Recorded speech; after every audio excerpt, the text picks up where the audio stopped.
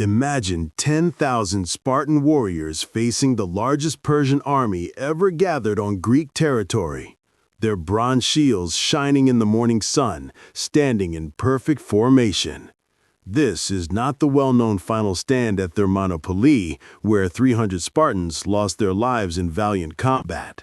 This is the tale of retaliation. An complete Spartan army would demonstrate at the Battle of Plataea that the deaths of their fallen comrades at Thermopylae were not in vain. The subsequent events would permanently alter the trajectory of Western civilization. We are going to examine one of the most important conflicts in history that most people have never heard of. So before we dive into this epic saga of glory and retribution, be sure to hit the subscribe button and ring the notification bell. 479 BCE is the year.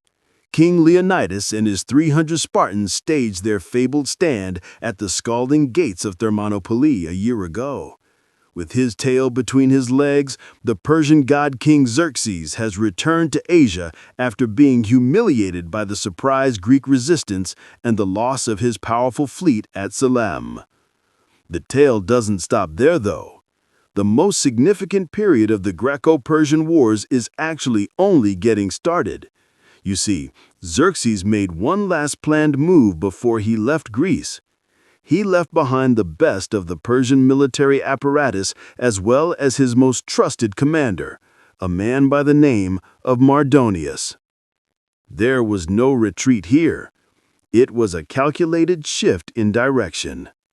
With the help of Greek allies who had acquiesced to Persian control, Mardonius led an elite army of almost 100,000 carefully chosen Persian warriors.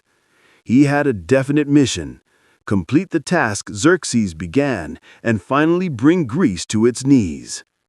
The Greeks, however, had no intention of giving up. The Greek soul had been awakened to something primordial by the sacrifice at Thermopylae. Suddenly, a shared goal brought together city governments that had been at odds for generations. Still burning from Persian occupation, Athens readied itself for a decisive battle. Driven by the desire to exact revenge for the death of their king, Sparta musters all of their military power. The biggest land conflict in ancient Greek history was about to take place. A conflict between civilizations that would decide whether the light of philosophy and democracy would endure, or if it would be permanently extinguished by the darkness of Persian desperation. Mardonius was not your typical Persian leader. Mardonius was a battle-hardened warrior who understood both politics and warfare. In contrast to his royal master Xerxes, who had grown up in the lavish splendor of the Persian court, he was aware that the military was not Greece's biggest vulnerability. It had a political bent. The only things keeping the Greek alliance together were mutual dread and desperation. A brilliant game of psychological warfare was played by Mardonius during the winter of 480 C to 479 BCE. After Sparta, Athens was the most powerful Greek city-state, and he dispatched diplomatic expeditions there. His offer was irresistibly alluring. Athens would be given special status and let to retain its lands, culture, and even local government if they voluntarily joined the Persian Empire. They only needed to accept Persian dominance and desert their allies.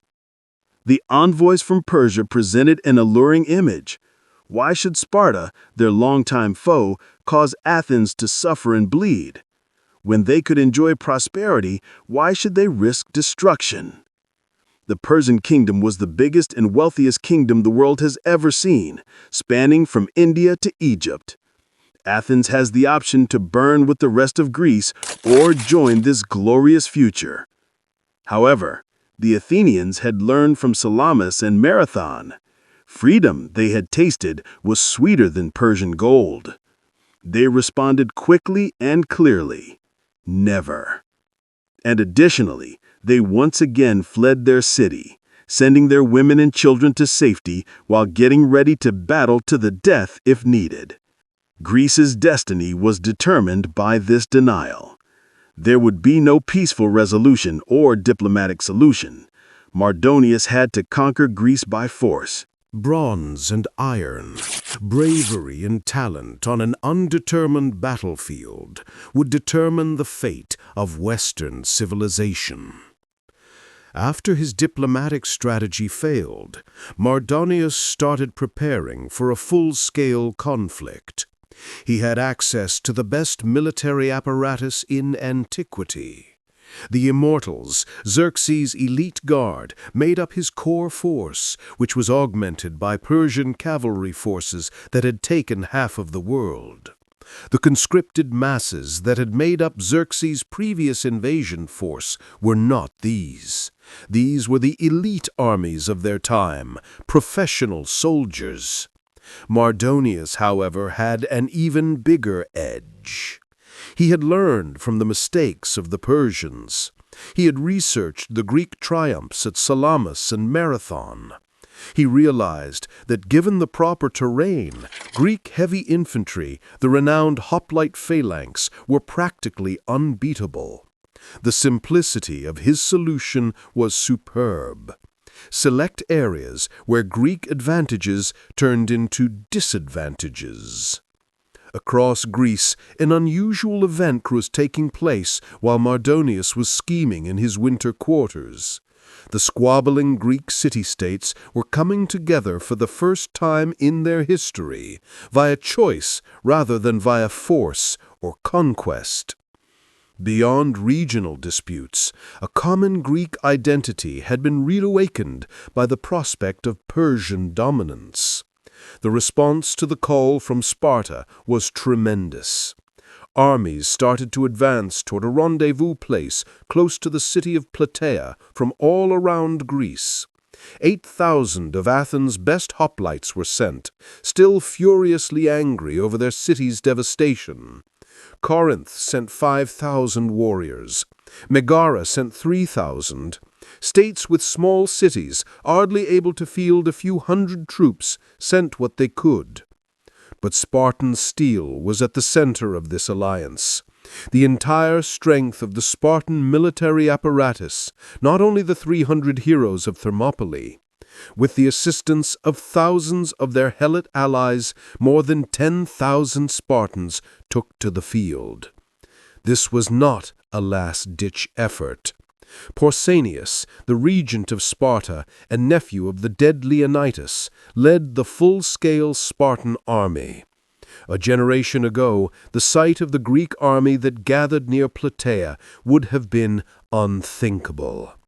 Speaking various tongues and brandishing various shields, nearly 80,000 men from dozens of different cities were bound together by a same goal. It was the biggest army of hoplite ever put together. The horizon is covered with a forest of spears with bronze tips. However, fights are not won by numbers alone. This force's core of Spartan warriors was what really made it powerful. These were not civilian troops who fought when needed and farmed in peacetime. They were professional fighters who had been preparing for battle since they were young. They were capable of wheeling and turning as a single organism, marching in perfect formation and remaining disciplined under the most trying circumstances. They had better, standardized equipment. Every Spartan carried an aspis, a bronze-faced shield that was almost 3 feet in circumference and so heavy that it could only be used with consistent training. Their iron-tipped 9-foot ashwood spears, known as doru, were made to reach out and touch any enemy weapon. The best smiths in Greece made their bronze helmets and cuirasses. Above all, they fought together as a fraternity. The Spartan phalanx were more than just a military unit. The relationship was spiritual. Every man guarded his brothers to the left and right in addition to himself. They formed an impenetrable wall of bronze by overlapping their shields. No cavalry attack could break through the hedge of iron death that their spears projected forth in perfect alignment.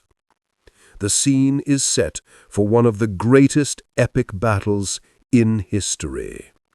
However, I would like to hear your thoughts in the comments section before we dive into the blood and thunder of combat.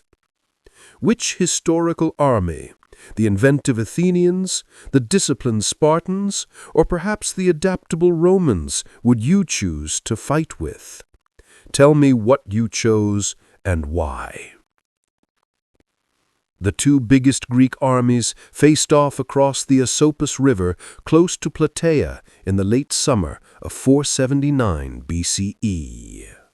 They played a lethal game of chess for almost 2 weeks, commanders awaiting for each other to make a deadly error. Mardonius had made a wise decision in selecting his role. The vast, level plains of Boeotia were ideal for cavalry, with nothing to hinder his horsemen. His Persian cavalry, which was swift and lethal, and could strike like lightning and vanish before the slower Greek army could react, was his greatest asset overall. He used his troops with the dexterity of a skilled strategist. His cavalry is poised to take advantage of any vulnerability, while his elite Persian infantry is positioned in the center, flanked by Greek allies. The Greek commander Pausanias had to deal with an impossibility. He was unable to attack onto territory that was preferred by Persian cavalry on the other side of the river. However, he also couldn't back down without coming seen as weak and maybe severing the shaky Greek coalition. He waited in the hopes that Mardonius would make a mistake due to Persian impatience. 2 weeks of the most fierce psychological combat in the history of ancient warfare ensued. Each day, Persian cavalry forces would scour the Greek lines in lightning raids intended to snare stragglers and test Greek resolve. These attacks weren't arbitrary. They were meticulously planned psychological manipulations intended to lower Greek spirits. The Persian horsemen were skilled professionals. Before the Greeks could react, they would wheel away after charging toward the Greek lines and launching clouds of arrows.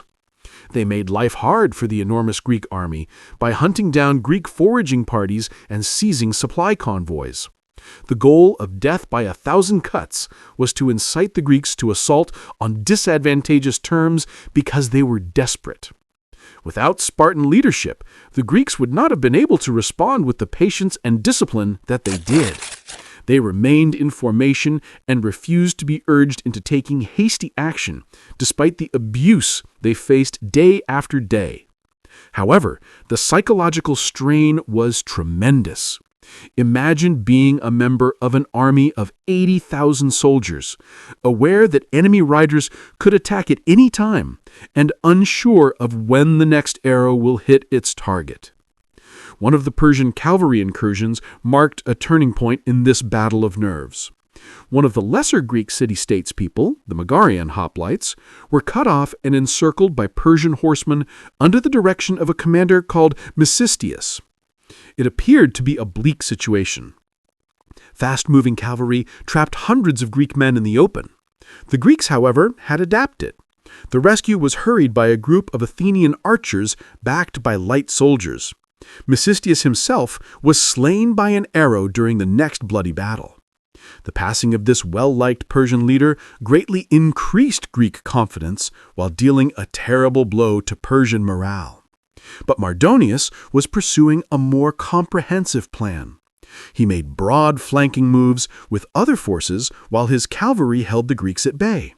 Their lifelines were their aim, not the Greek army itself. The Gargathian Spring, the only source of fresh water for the enormous Greek army, was crucially taken by Persian cavalry, who also took control of the Greek supply trains. It was a strategic thinking masterpiece. The greatest army in Greek history would disband without a fight if they were deprived of food and water. By putting the Greeks in an unworkable situation without putting his own army at risk in a frontal conflict, Mardonius had accomplished the seemingly impossible. Pausanias had to deal with a terrible situation. His troops were stranded in a situation of growing desperation, dying of starvation, and running out of supplies. In order to find fresh water and better defensive ground, he was forced to order a withdrawal to a new defensive position close to Plataea. However, one of the most difficult strategies in ancient combat was retreating at night with a multinational army of 80,000 men. It calls for flawless synchronization, unambiguous communication, and unwavering discipline. An orderly withdrawal can become a disastrous path with only one error. The concept of the plan was stunningly basic. First to move, the Greek center would retreat to its new location while it was still dark. The left-flanking Athenians would trail behind, keeping in touch with the center. In order to prevent Persian soldiers from interfering with the withdrawal, the Spartans on the right flank would lastly act as the rear guard. The events that followed served as a lesson in how disastrously bad things may happen, even with the best-laid preparations. In the darkness, the Greek corps, which was made up of contingents from lesser city-states, became disoriented. They continued to move, causing a hazardous rift in the Greek line, rather than halting at the assigned spot. In an attempt to keep their formation, the Athenians drifted apart from the Spartans and the center. Worst of all, the renowned obstinacy and sense of honor of the Spartans prevented them from starting their departure until they were positive that their friends were secure. As the battlefield came to life, this left them in a precarious position. Mardonius stared across the field in disbelief as the sun rose on what would turn out to be one of the most pivotal days in Western history. The powerful Greek army seemed to be in full swing, dispersed and haphazard, ready to be destroyed. Victory was within his grasp after weeks of cautious maneuvering and patient waiting. It appeared to Mardonius to be divine intervention.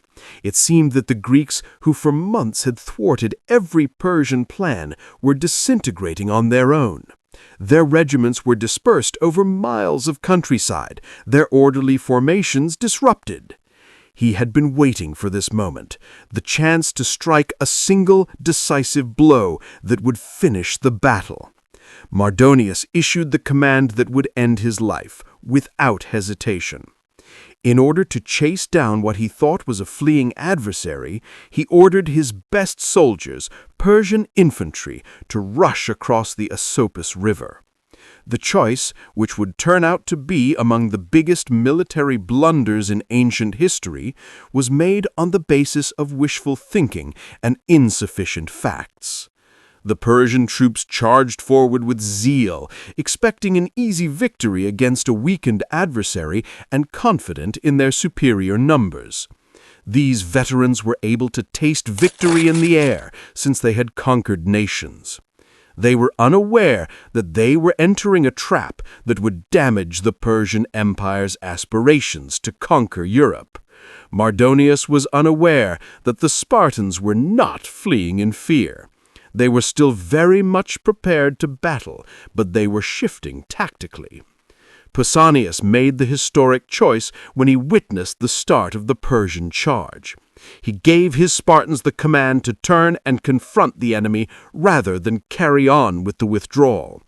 The traditional hoplite phalanx were created in a matter of minutes by 10,000 Spartan warriors and their Tegean allies. Their whole lives had been preparing for this moment. Spartan boys had been prepared for this very situation since they were 7 years old. They were able to perform the motions as they slept since they had practiced them. In order to move as a single, lethal creature, they had learned to think like one organism. One of the most terrifying sights in antiquity was the sight of the Spartan phalanx in full combat array. Picture hundreds of yards of bronze shields lining a wall. Every shield lined up precisely with the one before it. A forest of 9-foot spears protruded forward above the shields, the morning sun glinting on their iron spikes. The desire for vengeance shone in the eyes of the most feared warriors in the world, hidden behind the bronze faceplates of their helmets. This was about more than just acquisition of territory or military strategies. It was a personal matter. These fighters were the sons, brothers, and fellows of the men who had lost their lives at Thermopylae. For a year they had listened to tales of Leonidas's valiant defense and how the entire Persian army was halted by 300 Spartans. Now they had the opportunity to complete the task that their departed brothers had begun. Confident and yelling battle cries, the Persians smashed like a wave against a cliff into the Spartan line. Following that, two very dissimilar military ideologies collided. The Persians were valiant and accomplished individuals who relied on their own abilities and the chaos of combat to fight. As a unit, the Spartans fought. Every man is participating in a lethal, carefully planned dance of death. The Persian infantry were neither weaklings nor cowards. They were exceptional soldiers who had fought for the world's biggest empire and taken over large swaths of territory. However, they were prepared and educated for a different type of conflict. Despite being lightweight and pliable, their leather and wicker shields were no match for Spartan bronze. Instead of the Spartans' long-range killing prowess, their spears were shorter and intended for close battle, doru. The Persians' tactics and equipment might have worked against an equivalent number of adversaries, but they weren't up against equal numbers or training. The configuration they were attacking had been honed over generations and was guarded by soldiers who had dedicated their whole lives to training for this very moment. The combat was really vicious. The Persians made a valiant attempt to breach the Spartan formation after realizing their disadvantage. Using their bare hands, they grasped the long spears in an attempt to break them or drag them away from their bearers. Seeking any opening or vulnerability in the Spartan wall, they hurled themselves on the bronze shield. Although it was actually only minutes, the Spartan line held for what felt like hours. There was a terrible grinding match between the two forces. Both sides lost dozens of men, but the Spartan formation held firm. They precisely overlapped their bronze shields. Their spears moved in perfect time, thrusting and withdrawing. It was murder turned into art. Death was a mathematician. In ancient warfare, success might be quickly turned into defeat if a command general died. Leaders did not give orders from behind. They led by example while fighting at the front, motivating their men. Mardonius was aware of this idea and had placed himself at the very tip of the Persian spear, leading his elite men in battle while mounted. This bravery finally proved to be his downfall. On the battlefield, Mardonius was clearly recognized on his characteristic white warhorse. He led his men in word and deed, personally confronting enemy fighters and fighting like a hero from Homer's epics. However, he was a target due to his visibility, and Spartan troops were trained to recognize and destroy enemy leaders. Although history has forgotten the specifics of Mardonius's demise, the effects were catastrophic and rapid. The Persian general led the onslaught against the Spartan line at one point. The next, a Spartan sword or spear had knocked him down from his horse. With the death of their great leader, the Persians' resolve to fight just vanished. Personal devotion to their leaders was just as important in keeping ancient armies together as discipline or patriotism. The whole Persian battle line started to falter after Mardonius's fall. In the midst of the most fierce battle of their life, these elite soldiers who had been pressing hard against the Spartan formation found themselves without a leader. In combat, panic spreads more quickly than wildfire. When the Persian ranks learned of Mardonius's passing, individual bravery gave way to mass fear. The orderly assault devolved into a last-ditch struggle for existence. Moments earlier, Persian warriors had attempted to breach the Spartan line. Now they were attempting to get away from it. The Spartans used their advantage with merciless efficiency after spotting their enemy's terror. The defensive phalanx turned offensive and advanced like an unstoppable bronze tide. Less disciplined troops would not have been able to keep formation while moving forward, but their training made it possible. A conflict turned into a slaughter. With their commander dead and their formation shattered, Persian soldiers retreated toward their fortified camp. However, it was practically impossible to escape Spartan hoplites. Many Persian warriors were killed before they could get to safety. The Athenians were enjoying their own moment of victory across the battlefield. They had been fighting a different but no less intense war against Persia's Greek allies, mostly Thebans, who had sided with the invaders. The Athenians intensified their efforts and eventually breached their opponents' defenses after learning of the Persian fall. What transpired when the Persian battle line collapsed was not like anything that had ever happened in Greek warfare before. Ancient conflicts usually ended when one side broke and ran away with little to no chase. However, this was not like the others. This was more than just a military triumph. It was about retaliation, survival, and the basic question of whether Greek civilization would endure. Now united and triumphant, the whole Greek army gathered on the Persian camp. This was not merely a military facility. The Persian army's finest soldiers and their amassed treasure from years of conquest were safeguarded by this citadel. The remains of Mardonius's army, along with thousands of Persian camp followers and support staff, defended the camp, which was encircled by wooden palisades. The shortcomings of Spartan training were shown here. The Spartans were trained to battle in phalanx formation against enemy troops and were experts in open field fighting. However, siege warfare called for distinct abilities, strategies, and tools. Spartan spears may have had such an immediate effect on the Persian camp's wooden walls that they might as well have been the gates of Troy. However, the Greek army was not limited to Spartans. The attack on the camp was led by the Athenians, who were seasoned in siege tactics and urban warfare. They were skilled in organizing intricate raids against defensive places and demolishing fortifications. The Athenians planned the real attack, while the Spartans guarded the perimeter, thwarting any Persian breakout efforts. Despite being relatively short, the Persian camp siege was completely decisive. The Persian defenders only put up token opposition when their main army collapsed and their general died, demoralizing them.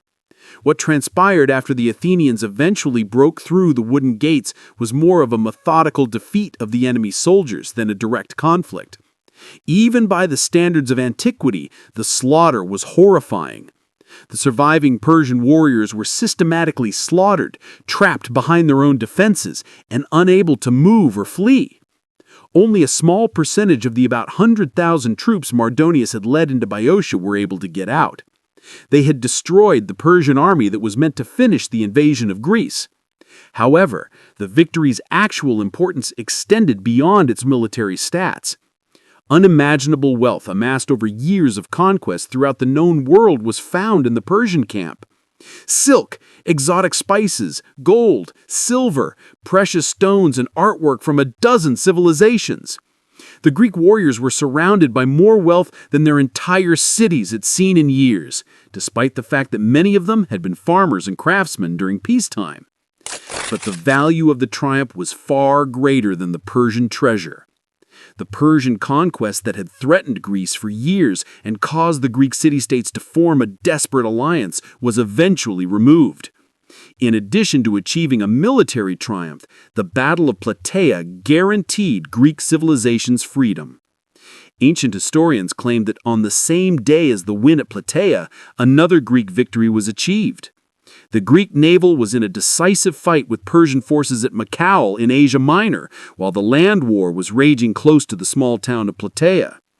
Already ravaged by the catastrophe at Salamis the year before, the Persian navy had been strengthened and rebuilt.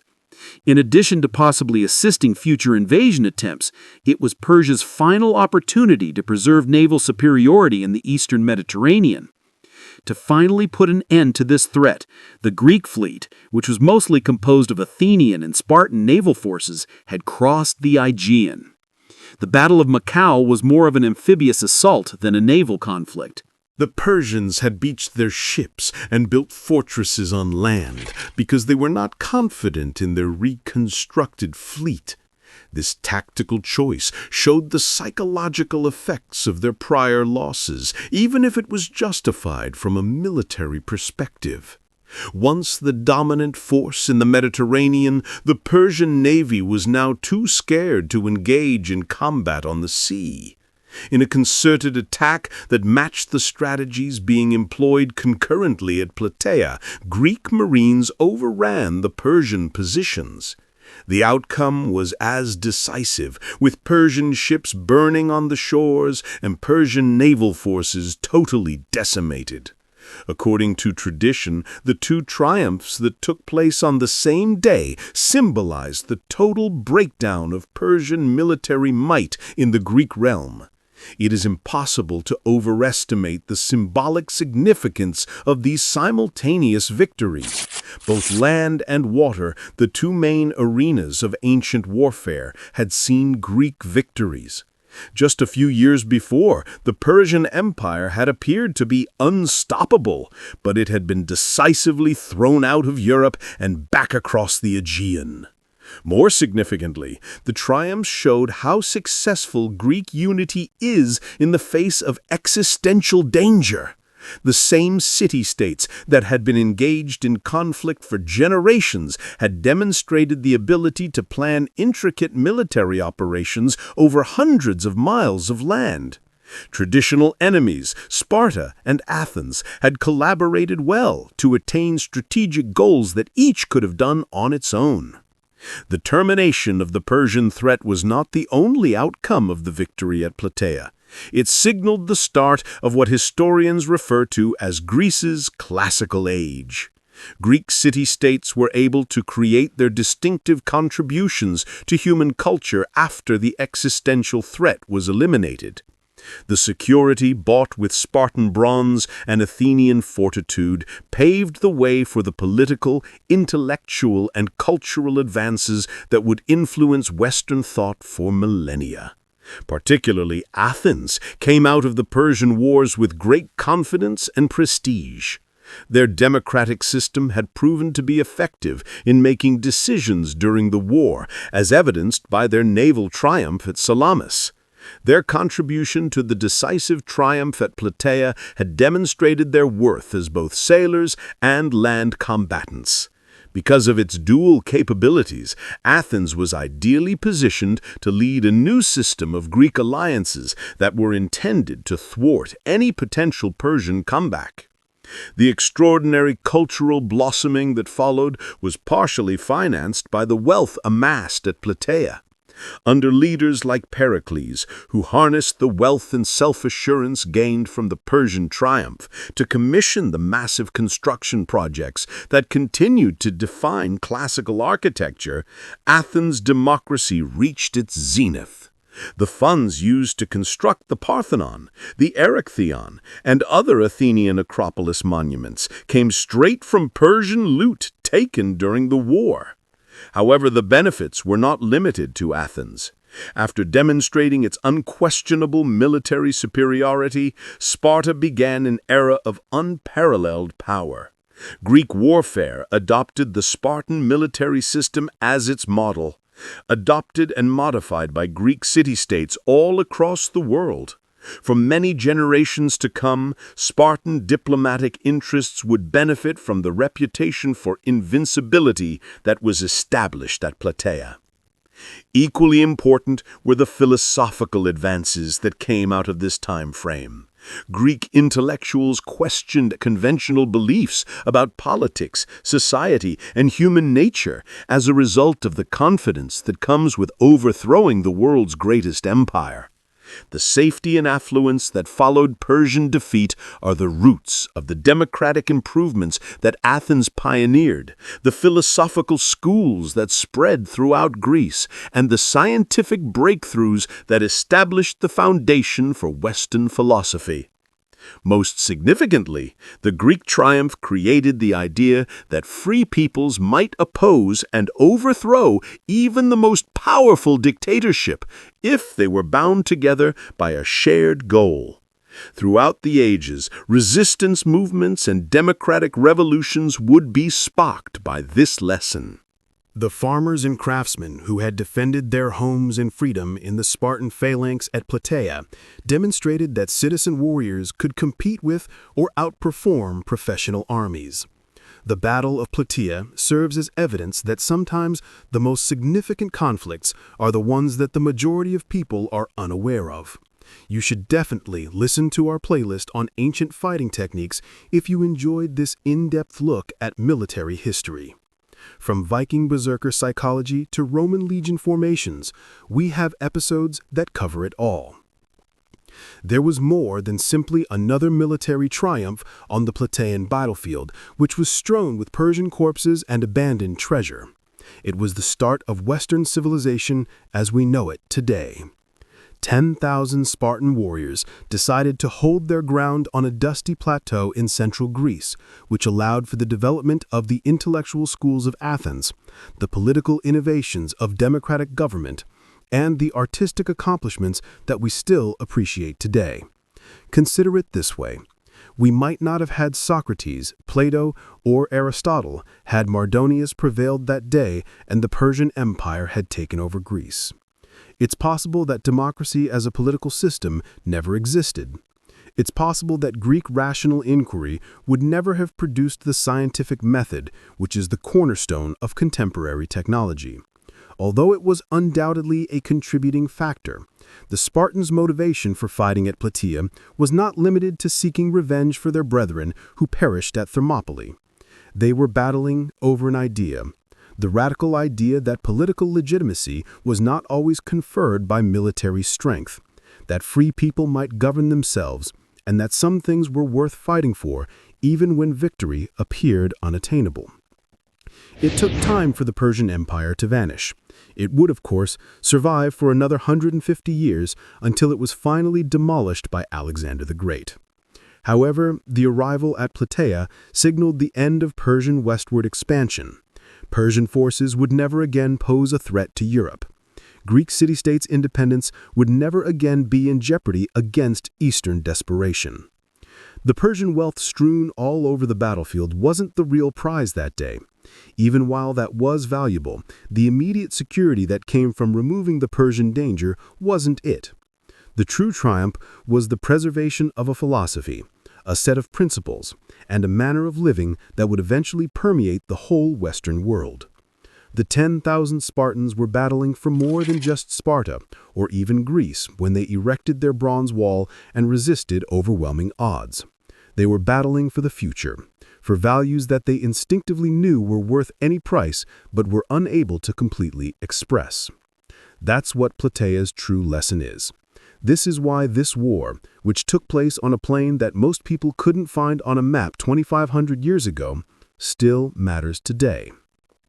Because there are instances in human history when everything depends on a single action, choice, or moment.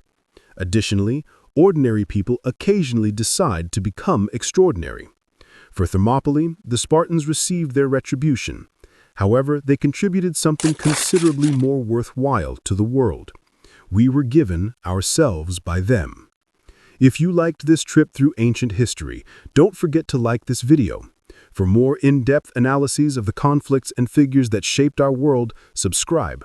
What historical subject would you like us to look at next? Please let me know in the comments. Until the next time, keep in mind that independence comes with a cost, constant attention to detail. On far-off battlefields, it is occasionally paid for with blood and bronze by individuals whose names we will never know, but whose bravery endures for generations.